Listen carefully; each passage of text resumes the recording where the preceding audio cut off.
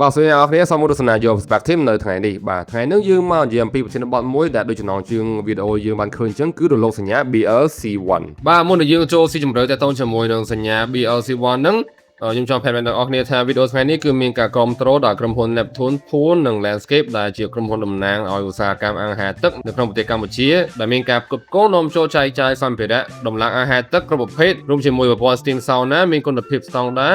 និងបច្ចេកទេសទំនើបហើយមានការរចនាប្លង់សាងសង់ជួសជុលថែទាំយ៉ាងពេញទំហឹងនិយាយទៅបើសិនជាបងប្អូនមានចំណាប់អារម្មណ៍ចង់ដំឡើងម៉ាស៊ីន Steam នៅអាជីវកម្មរបស់លោកអ្នកឬក៏ថាលើគេអាឋានដែលយើងចង់ Steam ខ្លួនឯងហ្នឹងឬក៏ថាចង់ design អាហារទឹកអីជាដើមគឺហៅពួកគាត់ទៅត្រូវហើយក្រុមហ៊ុន Neptune Pool and Landscape គឺយើងអាចជឿជាក់និងទុកចិត្តប្រើប្រាស់សេវាកម្មពួកគាត់បានបាទតែតោះពួកគាត់ឥឡូវហ្នឹងដំឡើងងាយក្នុងតម្លៃសមរម្យដល់តែតោះពួកគាត់ទៅតាម website របស់ពួកគាត់ Telegram និងចុចចូល link Facebook page របស់ពួកគាត់ដែលខ្ញុំដាក់នៅក្នុង description ខាងក្រោមហ្នឹងបាទតាមវិស័យរបស់មុនមនុស្សបានបង្កើតប្រព័ន្ធលោកវិទ្យុដើម្បីស្វែងរកជីវិតក្រៅភពហើយតារាវិទូគឺតែងតែប្រើប្រាស់វាដើម្បីស្វែងរកជីវិតក្រៅភពរហូតដល់ឆ្នាំ1960តារាវិទូរបស់ប្រទេសអាមេរិកម្នាក់ដែលមានឈ្មោះហៅថា Frank Donald Drake បានបង្កើតឡើងនៃគម្រោងមួយដែលមានឈ្មោះហៅថា Project Ozma ដែលជាគម្រោងពិសោធន៍ស្វែងរកដំបូងគេបង្អស់សម្រាប់ការស៊ើបការក្រៅភពផែនដីដែលពាក់ព័ន្ធជាមួយនឹងការស្ដាប់សញ្ញាវិទ្យុពីផ្កាយ Tau Ceti និង Epsilon Eridani ដែលប្រើ telescope វិទ្យុប្រហែលជាប្រវែង85 feet នៅស្ថានីយ៍វិទ្យុតារាសាស្ត្រជាតិនៅ Green Bank រដ្ឋ West Virginia គម្រោង Project Ozma នឹងគឺជាការពិសោធន៍ក្រុមគម្រោងវិទ្យាសាស្ត្រ SETI ដែលពាក្យពេញវាគឺ Search for Extraterrestrial Intelligence ស្វែងរកបញ្ញាក្រៅភពដោយប្រើ telescope វិទ្យុនិងបច្ចេកវិទ្យាទំនើបផ្សេងទៀតដើម្បី scan ទៅលំហអាកាសដើម្បីស្វែងរកសញ្ញាដែលមិនមែនជាសញ្ញាចៃដន្យដែលអាចបង្ហាញពីជីវិតក្រៅភពផែនដីដែលប្រើប្រាស់ប្រេកង់1420 MHz ដែលជាប្រេកង់ធម្មជាតិរបស់អាតូមអ៊ីដ្រូសែនគម្រោងមួយនោះគឺមិនបានទទួលលទ្ធផលជាក់លាក់ណាមួយទេប៉ុន្តែគឺជាការបើកផ្លូវដល់ការស្រាវជ្រាវបន្តទៀតដូចនេះប្រទេសផ្សេងគឺបានចាប់ផ្ដើមគម្រោង SETI ជាបន្តផងដែរប្រហែលឆ្នាំក្រោយមកនៅឆ្នាំ1977តារាវិទូលោក Jerry R. Eman ក៏បានរកឃើញសញ្ញាវិទ្យុខ្លាំងមិនធម្មតាក្នុងទិន្នន័យសង្កេតពី telescope វិទ្យុដែលមានប្រេកង់ប្រហែលជា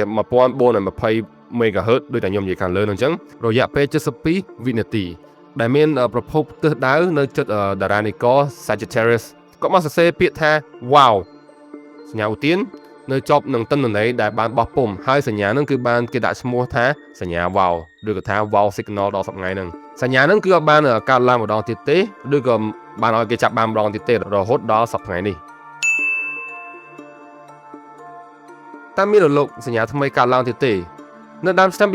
2019 telescope នៅអូស្ត្រាលីបានចាប់បានសញ្ញាចម្លែកពីផ្កាយ Proxima Centauri B ដែលស្ថិតនៅចម្ងាយ 4.24 ឆ្នាំពន្លឺពីផែនដីបើប្រៀបធៀបជាមួយនឹងចក្រវាឡដ៏ធំមួយហ្នឹងគឺហាក់បីដូចជាខ្ញុំគេនៅលើក្រៅយប់ឡើងបន្ទាប់មកខាងក្រោយខ្នងខ្ញុំមានមនុស្សម្នាក់ដែរតែខ្ញុំមិនដឹងថាមានអ្នកគេនៅក្រោយខ្នងខ្ញុំទេគឺរបៀបថាយើងចិត្តដល់ថ្នាក់ហ្នឹងឲ្យយើងមិនដឹងខ្លួនសញ្ញាហ្នឹងគឺបានគេដាក់ឈ្មោះថា Breakthrough Listen Candidate 1 សរសេរកាត់ BLC1 តែបន្ទាប់ពីឆ្នាំ2019គេរកឃើញហ្នឹងក្រោយមកហ្នឹងទៀតគឺអត់បានលេចចេញនៅសញ្ញាហ្នឹងទៀតទេគឺលេចតែម្ដងទេពេលហ្នឹងប្រេកង់គឺមានស្ថិរភាពប៉ុន្តែទំនងជាសញ្ញាដែលបង្កើតដោយមនុស្សឬក៏ថារលកគេហៅរលកផ្ទៃក្នុងផែនដីនឹងអញ្ចឹងណាដែលបានគេសង្ស័យថាវាមិនមែនជាសញ្ញាមកពីខាងក្រៅភពផែនដីយើងទេឬក៏ថាជីវិតក្រៅភពផ្ញើមកយើងនៅខែតុលាឆ្នាំ2024លោក Simon Holland ដែលជាផលិតករភាពយន្តអង់គ្លេសបានឲ្យបទសម្ភាសន៍ទៅ Daily Mail បង្ហាញថាក្នុង Milky Way អាចមានជីវិតក្រៅភពហើយសញ្ញា BLC1 ហ្នឹងគឺជាភស្តុតាងមួយដល់ពេលស្ងាត់មួយរយៈធំហើយលោក Holland ហ្នឹងគឺគាត់បាននិយាយព័ត៌មានឡើងដើម្បីឲ្យមនុស្សយើងគឺចាប់អារម្មណ៍ពីសញ្ញា BLC1 ម្ដងទៀតយើងនិយាយពីលោក Holland បន្តិចលោក Holland គឺបានចូលរួមនៅក្នុងភាពយន្តឯកសារជាច្រើនទាក់ទងជាមួយនឹងគម្រោងរករដោយ NASA ដូចជា Breakthrough Listen តម្លៃប្រហែលជា$100 លានជាដើមតាមការនិយាយរបស់គាត់គឺថាមានការបង្ហាញពីសញ្ញា BLC1 នឹងទៀតប៉ុន្តែដោយសារតែមានបញ្ហាបច្ចេកទេសនិងការវិភាគបន្ថែមបានព័ត៌មានបន្ថែមនេះគឺបានគេពន្យាពេលដើម្បីបង្ហាញនៅសាធារណៈចឹងមានមនុស្សជាច្រើនសន្និដ្ឋានថាលោក Holland ប្រហែលជាមានគោលបំណងដូចជាដើម្បីបង្កើនភាពឬក៏ថាការចាប់អារម្មណ៍ទៅលើការងាររបស់គាត់ទី1ចឹងទី2ជំរុញឲ្យមនុស្សយើងគឺមានអារម្មណ៍និងឲ្យសង្គមនឹងនិយាយអំពីជីវិតក្រៅភពឡើងវិញទី3គឺដើម្បីរំលឹកឲ្យគ្រប់គ្នាចាប់អារម្មណ៍ពីសញ្ញាដែលមិនអាចបញ្យល់បានហ្នឹង មានការបកស្រាយជាច្រើនមួយចំនួនដែលបានលើកឡើងខ្លះថាវាភាគរយតិចណាស់ដែលរលកសញ្ញានោះជារលកសញ្ញាអរិយធម៌ក្រៅភពឬក៏ថាពីជីវិតក្រៅភពផ្ញើមកក៏ព្រោះតែបើសិនជាមានអរិយធម៌ក្រៅភពមែនមានន័យថានៅចិត្តប្រព័ន្ធព្រះអាទិត្យយើងគឺមានភពដែលមានអរិយធម៌ដូចយើងហ្នឹងគឺវិវត្តដូចយើងហើយប្រើប្រាស់បច្ចេកវិទ្យាដូចយើងប្រហែលជា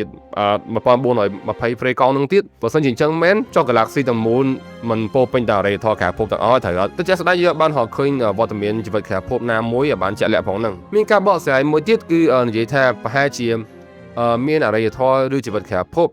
តែពួកគេបាញ់សញ្ញាហ្នឹងនៅភព Proxima Centauri ហ្នឹងដើម្បីធ្វើជានុយឲ្យអរិយធម៌ផ្សេងៗដូចជាយើងហ្នឹងគឺចាប់បានហើយឆ្លើយតបវិញដែលគេដាក់នុយឲ្យយើងស៊ីហើយគេនឹងមករកយើងនៅថ្ងៃណាមួយលោក Stephen Hawking ដែលជាតារាវិទូដ៏ល្បីល្បាញរបស់ប្រទេសអង់គ្លេសគឺបានធ្លាប់បង្រៀនថាបើសិនបើអរិយធម៌ក្រៅភពមករកយើងនោះវាអាចស្តៀងនឹងពេលលោក Columbus មកអាមេរិកចឹងដែលជាហានិភ័យដល់ជនជាតិដើមក៏ជឿថាក្រៅពីភពផែនដីប្រហែលជាមានមនុស្សភពក្រៅ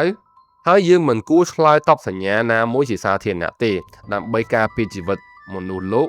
នៅលើផែនដីការលើកឡើងរបស់លោក Stephen Hawking គឺបង្កឲ្យមានការចម្រូងចម្រាសយ៉ាងទូលំទូលាយបាទបើយើងនិយាយសង្ខេបឡើងវិញសញ្ញា BRC1 នេះជាអីគឺជាសញ្ញាមួយដែលរកឃើញនៅក្នុងឆ្នាំ2019ពី Proxima Centauri B តែវាជាសញ្ញាជីវិតក្រៅភពមែនអត់គេចាត់ទុកថាវាមិនមែនទេទំនងជាសញ្ញាពីផែនដីយើងហើយនេះបានលោក Holland លើកឡើងវិញប្រហែលជាគាត់ចង់តាក់ទាញមហាជនឬជំរុញឲ្យមានការពិភាក្សាបន្តឬក៏ឲ្យមនុស្សយើងគឺជឿលើជីវិតក្រៅភពបាទហើយមានបញ្ហាមួយទៀតថាយើងគួរឆ្លើយតបនឹងសញ្ញាហ្នឹងអត់បើសិនជាវាជាសញ្ញាមួយដែលយើងទទួលបានហើយយើងអាចឆ្លើយតបទៅវាបានតែយើងគួរឆ្លើយតបអត់លោក Stephen Hawking គឺថាទេដើម្បីជៀសវាងហានិភ័យពីសង្គមខាងក្រៅបាទដោយនេះបងប្អូនគិតមើលថាយើងគួរឆ្លើយតបនឹងសញ្ញាហ្នឹងអត់ហើយបើសិនជាសញ្ញាហ្នឹងវាជាសញ្ញាក្រៅភពមែនចឹងបងប្អូនគិតមើលទៅថាបើសិនជាសញ្ញាហ្នឹងគឺជាសញ្ញាក្រៅភពមែនគួរឆ្លើយតបទៅគេវិញហើយ hello ទៅវិញឬក៏យើងស្ងាត់សិនកុំតន់ធ្វើអីសិនរងចាំថ្ងៃណាដែលបច្ចេកវិទ្យាយើងគឺល្អជាងហ្នឹងទំនើបជាងហ្នឹងចាំយើងឆ្លើយតបទៅគេវិញបាទអញ្ចឹងទុកឲ្យបងប្អូនអ្នកនរគ្នាឆ្លើយនៅក្នុងខមមិនកុំបាទអញ្ចឹងជាចុងបញ្ចប់គឺអរគុណអ្នកទាំងអស់គ្នាស្ដាប់វីដេអូនៅទីបញ្ចប់ហើយនឹង Neptune Pool and Landscape ដែលបានគ្រប់គ្រងវីដេអូមួយនេះបាទអញ្ចឹងមានអីច្រើនទេជម្រាបលាជាមួយនឹងវីដេអូថ្មីមួយទៀតបាយបាយ